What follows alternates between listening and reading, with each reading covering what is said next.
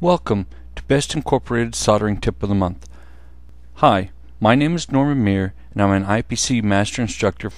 Today's video stream will be how to install and solder properly a through-hole component.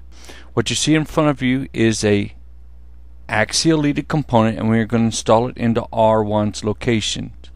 If you're following our video tips, you noticed last month we did prepping for this. Now this month we will actually install the part into the circuit board. Everything has been previously done.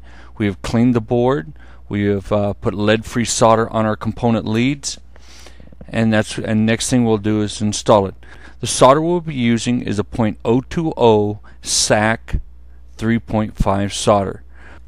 The tip we'll be using is a chisel tip, and it fits the pad just right, just like you're seeing in the picture right here. Okay. So the first thing that we want to do is to install our part into the circuit board. Okay, I use a heat resisting pad to hold it into place. First thing I've got to do is flux the hole up, just like so. Next thing I'm going to do is clean off my tip very well. And I'm going to put a small amount of tip on the area that is going to hit the circuit board.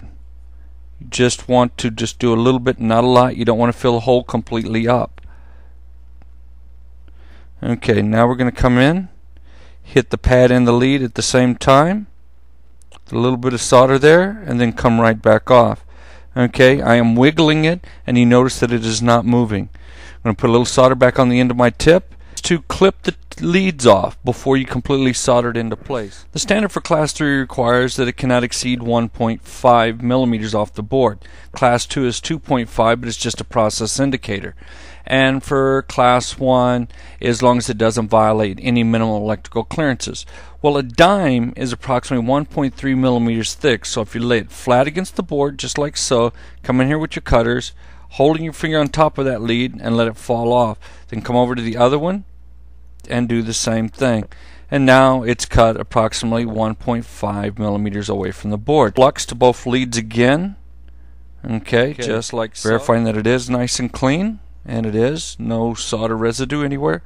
Laying it right there beside the lead. Hit the solder, hit the pad. Do not leave that area. Just flow you in some solder, just wiping it across, then come back out. Then you slide it over, and we're going to do that other one just the same way. Okay, lay your solder right here, hit the solder in the lead at the same time, flow it in, and then come right back off. Okay, now you've got your holes filled completely. It looks a little concave from the top. Okay, next thing you will do is you clean your board. Thoroughly clean, we want to inspect it. Okay, what you want to do is completely wet it out to the edges of the pad, just like we're looking here. Concave in appearance, in other words an inward appearance, like this one here, or even better yet like this one. Okay, if you notice it's concave, wet it all the way out to the edges here, feathered inward and up the lead. Okay, can you have copper exposure on the top? Yes, exposed base metal is fully acceptable along the edges of your part, on the tops, and around the periphery of your pad area. It's fully acceptable. So we notice both these look really nice, so let's flip over the board. Okay, look, it's wetted all the way out to the edges too. There's no lifting of the pads or anything. Let's go to the other side and take a look at that. Oh, that looks beautiful. Look at that.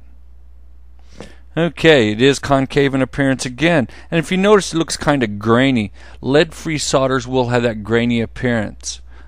Hope you've enjoyed this little demonstration, and you have a nice day. Thank you.